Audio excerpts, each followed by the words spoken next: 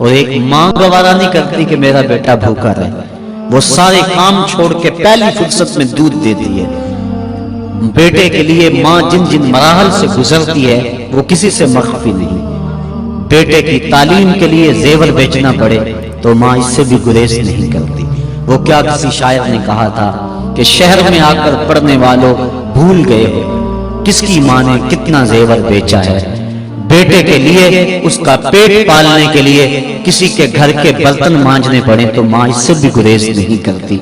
اللہ نے اس کے سینے میں وہ تڑپتی ہوئی ممتا رکھی، وہ محبتوں کے امٹتے ہوئے جذبات رکھے۔ میں کہا کرتا ہوں آج کوئی شے ڈھونڈنے نکلو تو شاید ہی کوئی چیز خالص ملے، لیکن ماں کا پیار آج بھی خالص ہے، ماں کا پیار آج بھی کھرا اور سچا ہے۔ اس کے سینے میں مالک نے محبت ہی اتنی رکھ دی ہے کہ جس کو دنیا کے کسی ترازو پہ تولا نہیں جا سکتا۔ وہ ایک شاعر ہوا تابش، اس نے ماں کی محبت کو چند لفظوں میں بیان کیا۔ وہ کہتا ہے مدت ہوئی میری ماں نہیں سوئی تابش، مدت ہوئی میری ماں نہیں سوئی تابش، میں نے ایک بار کہا تھا مجھے رات کو ڈر لگتا ہے۔ کہا بچپن میں میرے منہ سے نکلا تھا امی مجھے رات کو ڈر لگتا ہے، میں اب بوڑھا بھی ہو گیا ہوں، میری ماں اسی خیال میں رہتی ہے کہ میرے بیٹے کو کہیں ڈر نہ لگ رہا ہو۔ یہ ماں کی محبت ہے، یہ ماں کا پیار ہے۔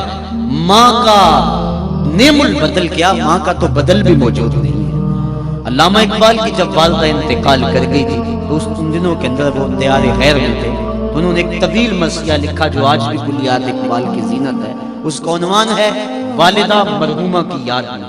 اس میں کہتے ہیں آہ وطن میں ہوگا اب کس کو میرا انتظار، کون میرا خط نہ آنے سے رہے گا بے قرار، آرزو لے کر تیری خاک مرکت پہ آؤں گا، اب دعائے نیم شب میں کس کو میں یاد آؤں گا، کون پچھلے پہر اٹھ کے دعا کرے گا۔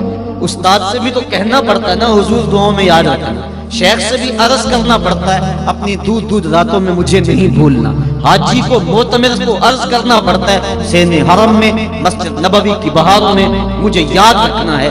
کبھی ماں کو بھی کہنا پڑا امی دعا کرنا۔ ماں کے ہاتھ اٹھے رہتے ہیں، اور یہ بات ذہن نشین کر لیں جب ماں کے ہاتھ اٹھ جائیں تو اجابت کے سارے دروازے کھل جاتے ہیں۔ اور یہ نہیں ہے کہ ماں رابعہ بصریہ ہو تو پھر ہی دعا قبول ہوتی ہے، اپلے تھاپتی ہوئی ماں گوبر سے بھرے ہوئے ہاتھ بھی اٹھا دے، اللہ کے عرش کو جنبش دینے کے لیے وہ ہاتھ بھی کافی ہوتے ہیں۔ ماں جب بولتی ہے تو اس کے لہجے میں جبریل بولتا ہے، اور جب ماں مسکراتی ہے لگتا ہے جنت کی ساری گلیاں چٹکنے لگی ہیں۔ ماں کے لہجے میں اتنی مٹھاس ہے ساری دنیا کا شہد نچوڑ دیا جائے اتنی مٹھاس پیدا نہیں ہوتی جتنی ماں کے لہجے میں مٹھاس مالک نے رکھ دی ہے۔ وہ خورشید گیلانی نے لکھا تھا ماں کے عنوان سے، وہ کہتا ہے 5 اسٹار ہوٹلوں میں کھانا کھانے میں وہ لطف نہیں ملتا جو چولہے پر بیٹھ کر ماں کے ہاتھ کی پکی ہوئی چپاتیاں کھانے میں مزہ آتا ہے۔ عالی جناب حضرت صاحب بڑے بڑے اعلیٰ القاب سننے سے وہ حضر وہ لطف نہیں ملتا جو ماں کی زبان سے اوے ببلو نکلنے سے لطف آتا ہے۔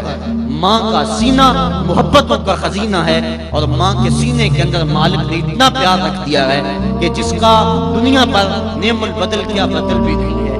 غور کیجئے ماں کے سینے میں اتنا پیار کیوں ہے؟ اس لیے کہ اس نے بیٹے کو جنم دیا ہے۔ میں آپ کی توجہ چاہوں گا، ماں نے بیٹے کو جنم دیا ہے، اتنا پیار ہے کہ دنیا کے کسی ترازو پہ نہیں تولا جا سکتا۔ جس نے جنم دیا ہے اس کو اتنا پیار ہے، اور جس نے خلق کیا ہے اس کو کتنا پیار ہوگا۔ جس نے جنم دیا ہے اس کو اتنی محبت ہے، جس نے تخلیق کیا ہے اس کو